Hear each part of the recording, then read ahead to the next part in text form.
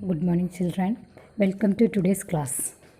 Last video we have discussed about the fifth type of chemical reaction, that is oxidation and reduction reaction. In this video we can discuss about the oxidation reaction taking place in our surroundings, that is corrosion and rancidity.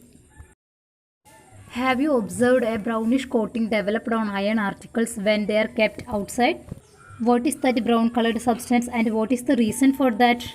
It is due to the oxidation reaction taking place. When we are keeping iron article outside, it is reacting with oxygen and water vapor present in the atmosphere, forming its oxide. It is known as rust, and this rust develops a brownish coating over iron articles. This process is known as rusting of iron. Not only iron, most of the metals when we are keeping outside develops a color over their surface due to reaction with atmospheric gases. This destroys the quality of that metal, and this type of destruction of metals by reacting with atmospheric gases, it is known as corrosion. Corrosion can be defined as the destruction of metals by reacting with atmospheric gases like oxygen, carbon dioxide, hydrogen sulfide, water vapor, etc. to form metal compounds. It is known as corrosion, and example for corrosion is rusting of iron. Already we have seen that when iron kept in open air, it is reacting with atmospheric gases like oxygen and water vapor to form its oxide, that is known as rust. And as a result, it forms a brownish coating over its surface. Like that, the copper articles when kept outside develops a green coating over its surface due to corrosion. The green colored substance formed there is basic copper carbonate. Like that, silver article develops a black coating over their surface due to corrosion. Black coating developed is due to the reaction of silver with atmospheric gas hydrogen sulfide and forms silver sulfide. That is the black colored substance formed there. Corrosion means it is the destruction of metals that lead to the replacement of metals, and that will lead to the loss of money. So we have to prevent this corrosion. And what are the methods to prevent this corrosion? Let us see. The first method to prevent corrosion is applying paint over these metals. Then second method is applying oil or grease. Coating of paint or oil or grease, that will prevent the contact of metal with atmospheric gases. So it will prevent the reaction between them, and as a result corrosion can be prevented. Next method to prevent corrosion is galvanization, that is applying a coating of zinc over iron articles. One more method is there, that is alloying, mixing two or more different metals, that is known as alloying. As a result we can prevent corrosion. The next example for oxidation reaction taking place in our surroundings is rancidity. It means the oily food items when we are keeping for a long time, the oil content of that food item is reacting with oxygen present in the atmosphere and undergoes oxidation, that result in the production of bad smell and a taste. So rancidity is defined as the oxidation of oils and fats in a food resulting into bad smell and a taste, and that food item is called rancid food item, and there are some methods to prevent this rancidity. First method is that adding antioxidants before packing a food item. Antioxidants means special kind of substances that we are adding before packing a food item, and that substance will decrease the speed of oxidation, and as a result rancidity can be prevented. Then the second method is vacuum packing. That means before packing the oily food items, the air from inside that packet is removed. That is known as vacuum packing. The third method is flushing with nitrogen. That means when the food items are packed, that packet is filled with nitrogen gas instead of air, so that we can prevent the oxidation. Then the fourth method is refrigeration of food items. That means we are keeping the food items in the refrigerator because at low temperature the speed of oxidation decreases and prevents rancidity. So these are the methods to prevent rancidity: adding antioxidants, vacuum packing, flushing with nitrogen, and refrigeration. Hope that it is clear for all of you. With this topic, our first lesson completed. We can go through the exercise questions. First question is, which of the statements about the reaction below are incorrect? Here there is incorrect, okay.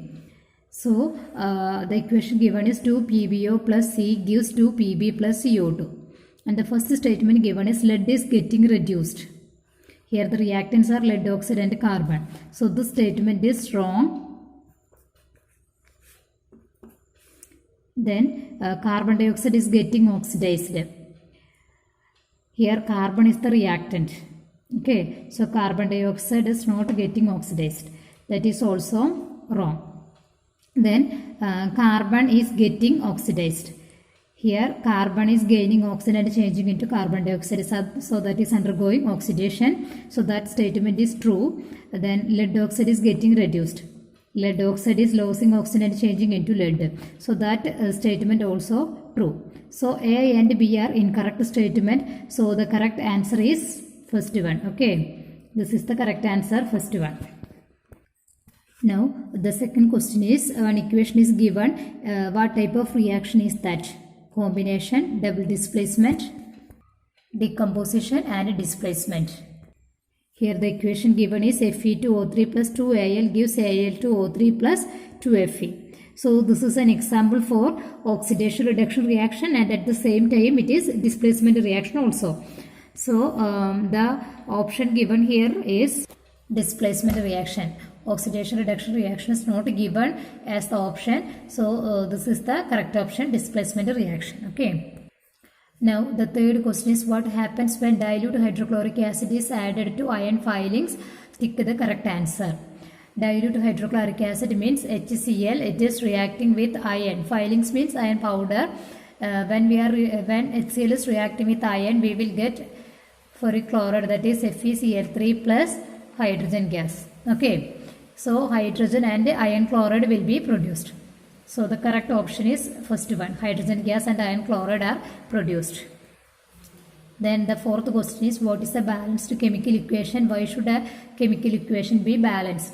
The answer already we have written in the notebook, so no need to write again. Okay, what is a balanced chemical equation? The equation in which the number of atoms of different elements are equal on both sides, in reactant side and in product side.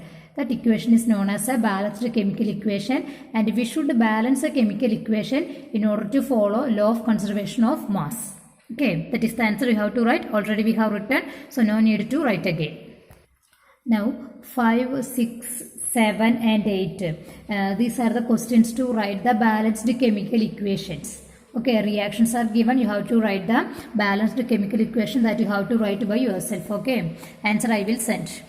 Then the ninth question, what does one mean by exothermic and endothermic reactions? Give examples. That already we have written. Exothermic reaction means the reaction in which heat energy is released, and endothermic means the reaction in which heat energy is absorbed. Examples also we have written. Okay, so no need to write again. Then why is respiration considered as an exothermic reaction? Explain.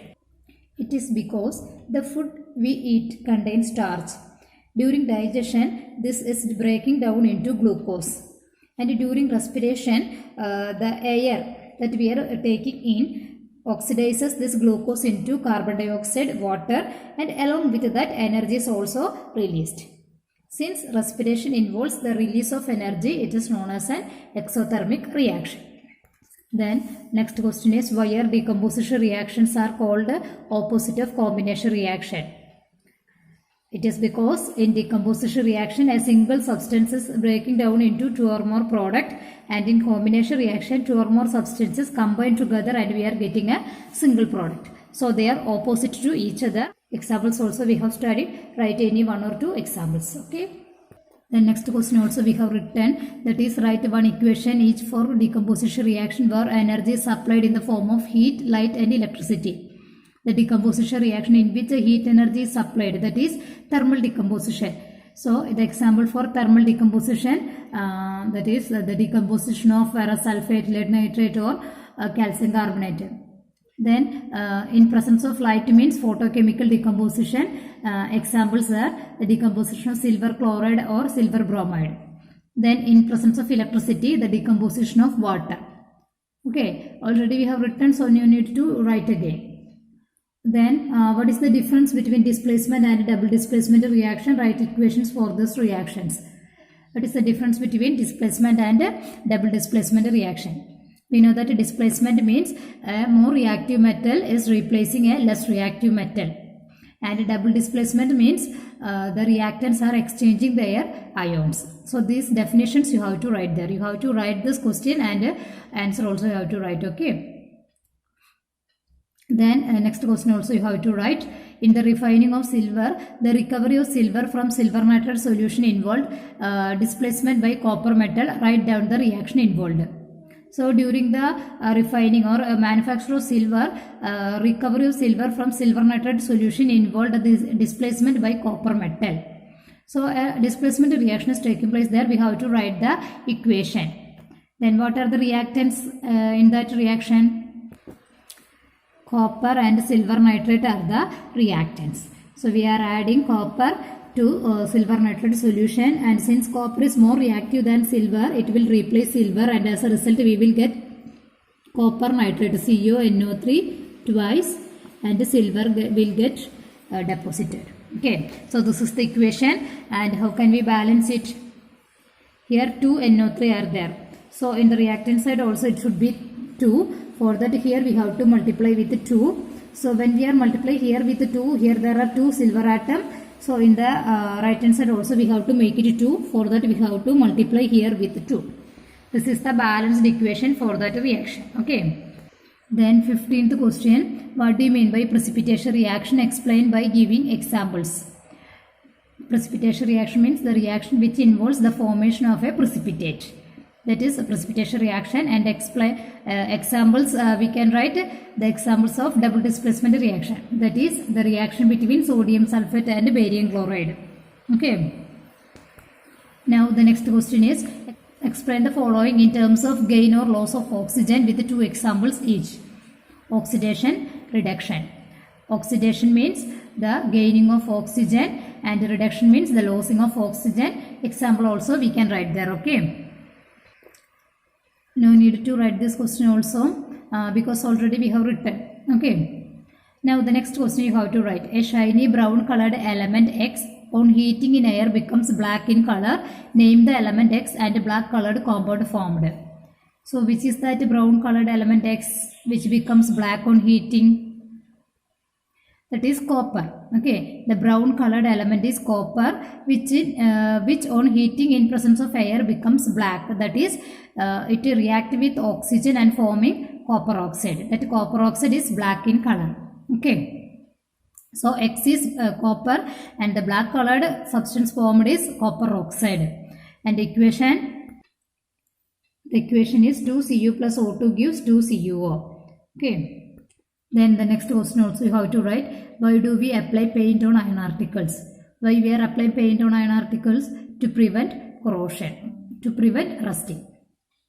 Then the next question. Oil and fat contained food items are flushed with nitrogen. Why? In order to prevent rancidity. Then this already we have written, so no need to write again. Corrosion and rancidity, their definition already we have written, so no need to write again. Okay. So the question numbers 1, 2, 3, 5, 6, 7, 8, then 10, 11, 14, then 15, 17, 18, 19. These are the questions you have to write in the notebook. Okay.